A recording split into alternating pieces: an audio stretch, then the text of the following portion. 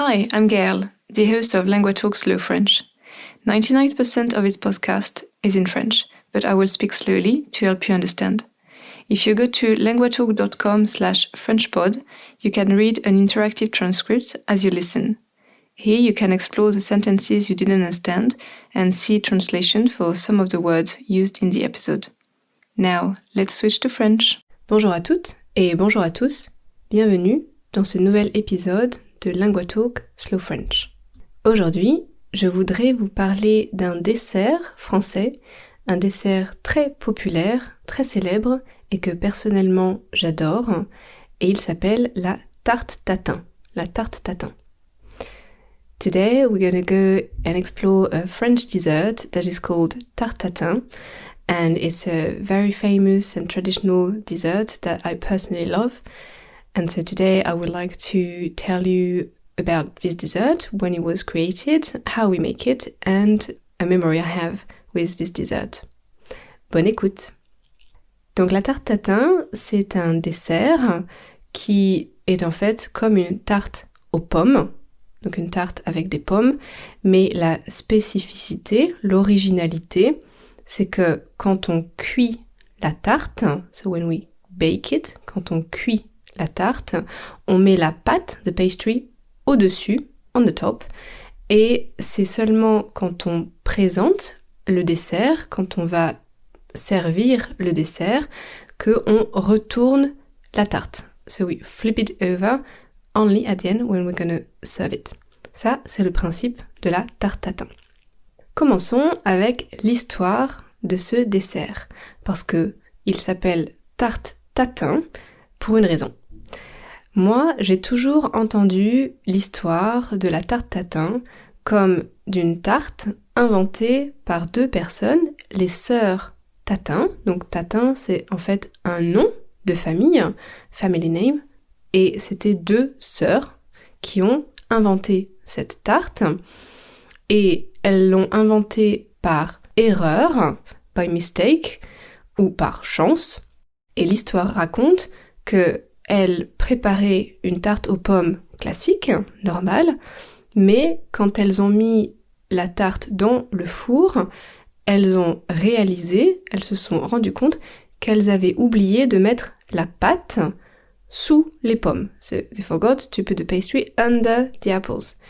Et donc, elles ont ajouté la pâte après, au-dessus, et seulement quand la tarte était cuite, elles ont renversé la tarte. Mais ça, en fait, ce n'est qu'un mythe, ce n'est qu'une légende, ce n'est pas une vraie histoire. J'ai regardé sur internet aujourd'hui et cette histoire a été inventée, a été créée après, mais ce n'est pas la réalité. Dans la réalité, il y a bien deux sœurs qui s'appellent Tatin, les sœurs Tatin. Elles s'appellent Stéphanie et Caroline. Donc ça, c'est vrai. Le nom de la tarte vient de ces deux femmes. Et ces deux sœurs avaient un restaurant-hôtel à la fin du 19e siècle. À la fin du 19e siècle, donc dans les années 1890. 1890. Leur restaurant-hôtel était dans la région qu'on appelle la Sologne.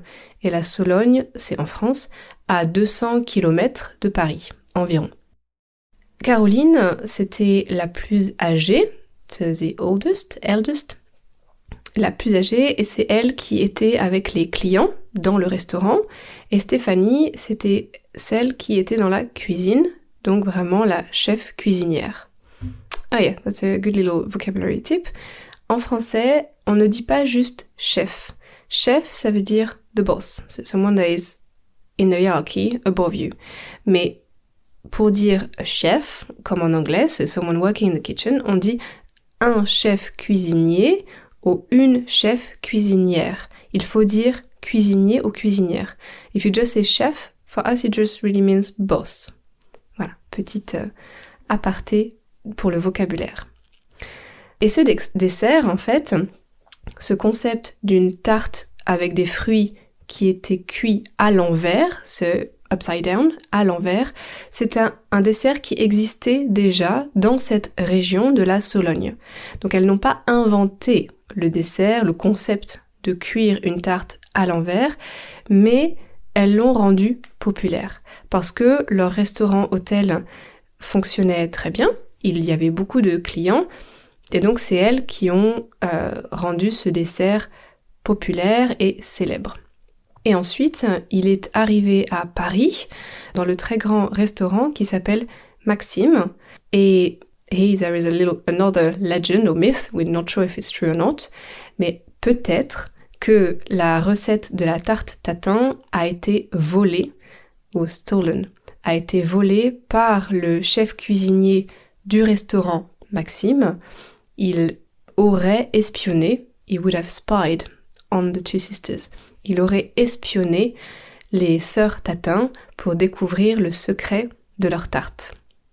Voilà pour la petite histoire. On ne sait pas si c'est vrai ou pas, mais même si c'est vrai, même si c'est vrai qu'ils ont espionné et volé la recette, well, at least they had the decency to still call the tarte des demoiselles Tatin.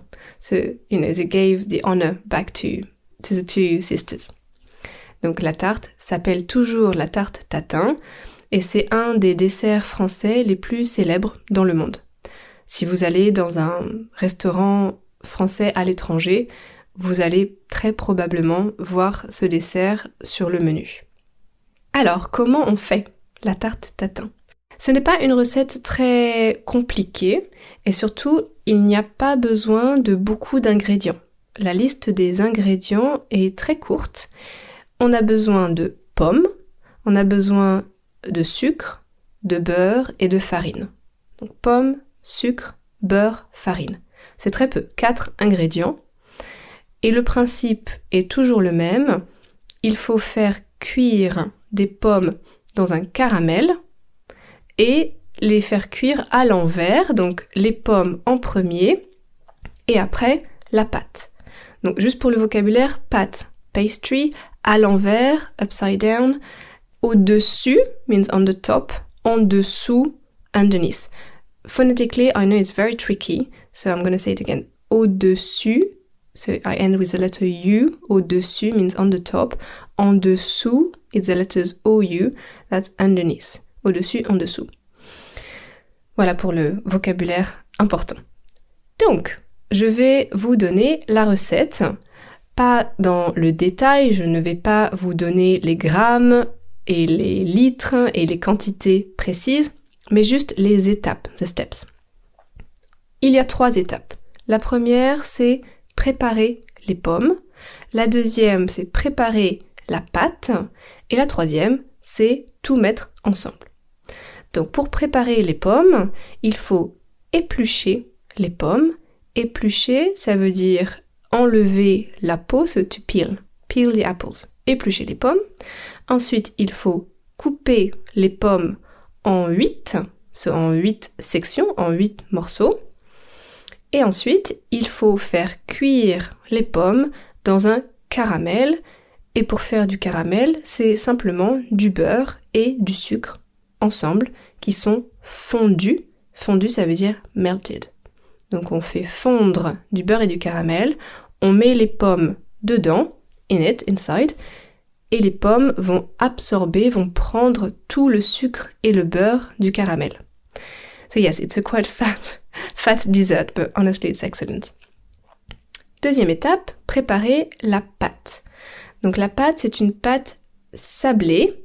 Donc en anglais, je pense que pâte sablée, on peut dire it's a short crust pastry, but quite crumbly and sweet. It's a sweet short crust pastry. Donc une pâte sablée. Les ingrédients sont très simples pour une pâte sablée. Il faut de la farine, so flour, du sucre, sugar, et du beurre, butter. Mais attention, l'étape essentielle, c'est le beurre doit avoir une texture particulière. Il doit être mou, so soft, mou, mais pas fondu, non melted. Et ça, c'est essentiel. Si vous utilisez du beurre fondu, so if you put it in the microwave, for example, and so it's completely liquid, your pastry will not take. Donc il faut avoir du beurre mou, mais pas fondu.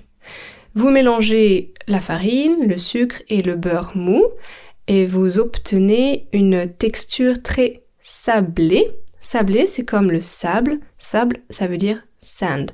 So it's like if you had sand in your hand. So in English you would say crumbly, mais en français on dit sablé, et je pense que c'est assez visuel.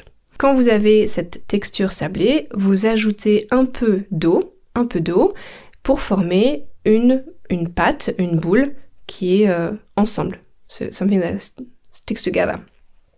Et après, vous pouvez étaler la pâte. Étaler, ça veut dire to roll your pastry down, to make it flat. Yeah, not a ball anymore, but a flat pastry that you're going to put on the top of your apples. Donc vous avez les pommes prêtes, vous avez la pâte qui est prête. Maintenant, il faut mettre les pommes dans un plat à tarte. Un plat, ça veut dire a dish. So in a dish made for tarts. Donc vous mettez les pommes dans le plat. L'esthétique est très importante. Donc il faut organiser les pommes de manière jolie, de manière esthétique. Et après, vous mettez la pâte au-dessus des pommes, donc sur les pommes, on the top. Et ensuite, vous les cuisez au four pendant 20 minutes à 180 degrés Celsius, donc in the oven, dans le four pendant 20 minutes. Et quand c'est cuit, when it's done, quand c'est cuit, vous sortez la tarte et vous la retournez. You flip it. Vous la retournez parce que la tarte tatin est présentée à l'endroit. So in the right way. Not upside down, but in the right way. À l'endroit. Et voilà, vous avez une tarte tatin. Vous pouvez maintenant la déguster. Bon appétit! Alors, la tarte tatin, pour moi, c'est un dessert donc très français, c'est vrai, mais surtout, j'ai beaucoup de souvenirs d'enfance avec ce dessert. C'était le dessert que mon père aimait beaucoup préparer quand on avait des invités ou quand on était invité. So when we had guests or when we were invited. Quand on était invité. Et pour nous, pour préparer cette tarte tatin, c'était une activité entre mon père et moi. On le faisait ensemble. Et j'aimais beaucoup éplucher les pommes, c'est to peel the apples. Et dans la recette de mon père, il ne fallait pas couper les pommes. We mustn't, at that point, cut the apples. Il fallait garder les pommes entières. Donc c'était difficile. Il ne fallait pas casser les pommes. That was forbidden to break the apples. Ça, c'était sa recette spéciale pour mon père. Et l'odeur de la tarte tatin quand elle cuit, parce qu'il y a beaucoup de sucre, de beurre, c'est vraiment une odeur très, très bonne, très agréable.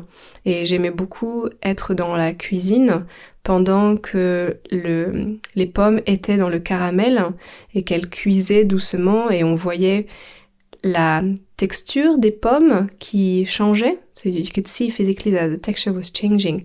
Au début, les pommes étaient fermes, étaient dures, they were hard, et progressivement, petit à petit, slowly, bit by bit, they were getting softer. Elles étaient de plus en plus molles avec le caramel.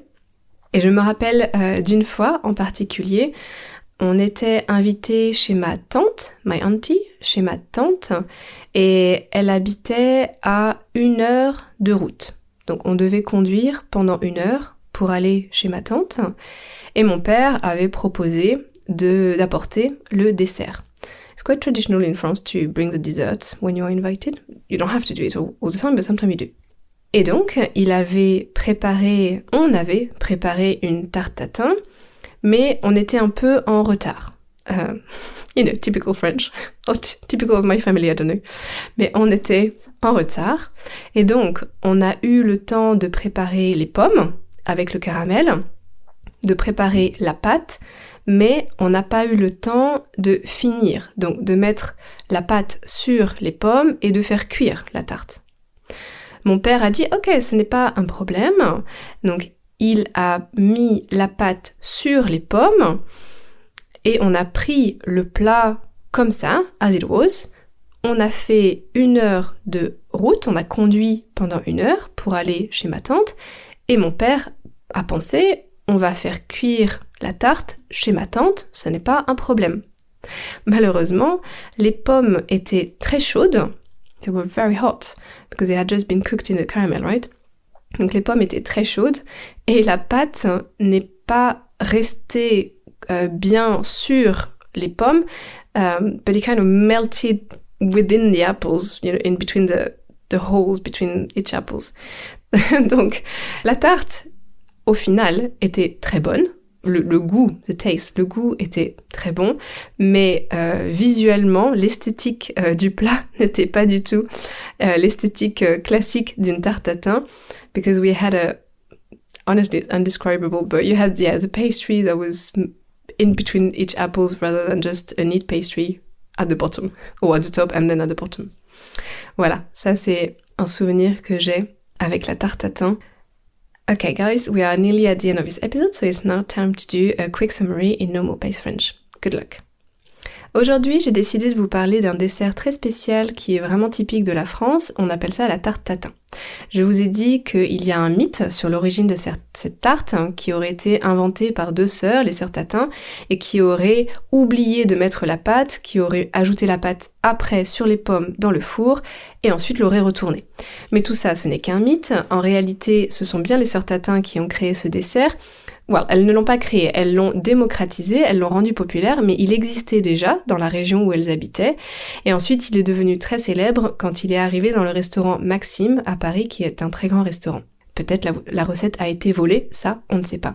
Je vous ai ensuite donné la recette de la tarte tatin en vous disant qu'il faut seulement 4 ingrédients, des pommes, de la farine, du sucre et du beurre, et que tout le principe c'est de faire cuire les pommes dans un caramel, de préparer une pâte sablée, de mettre la pâte sablée au-dessus des pommes, de faire cuire et ensuite de retourner. Donc ça c'est les grandes étapes de la préparation.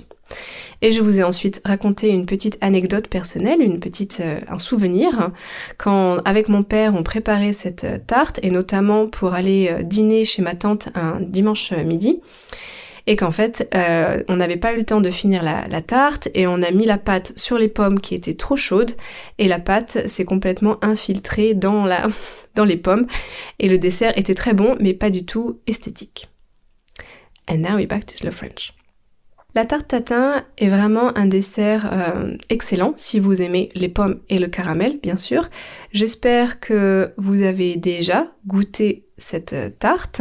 Sinon, je vous encourage. If you haven't really, try to find one in a good restaurant.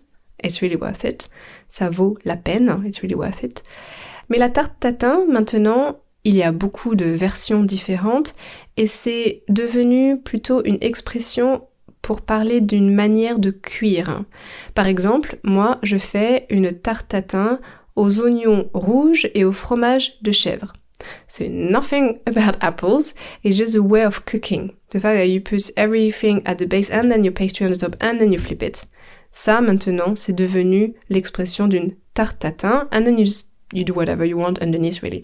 Donc, une tarte tatin salée, savory, ou une tarte tatin sucrée. Il y a des tartes tatin avec des poires, il y a des tartes tatin avec des pêches. Vraiment, ça dépend de votre inspiration. Mais la recette traditionnelle, c'est la tarte tatin avec des pommes. Je vous souhaite une très bonne journée. J'espère que vous avez bon appétit et que vous pourrez déguster une tarte tatin bientôt. Merci de m'avoir écouté et à la semaine prochaine. Salut! Thanks for listening to this episode. It was produced by LanguaTalk, a platform where I and many other tutors offer personalized one-on-one online lessons. If you're interested in learning to speak French with a native tutor, check out languatalk.com to meet a tutor for a 30-minute trial session. You can also re-listen to this episode whilst reading an interactive transcript at languatalk.com/FrenchPod. Try noting down some vocab as well as working on your pronunciation by copying what I say. If you liked this episode, please consider subscribing, sharing the podcast with a friend, or leaving a rating in your podcast app. This will help us grow, which in turn will allow us to produce more episodes. Merci et à la prochaine.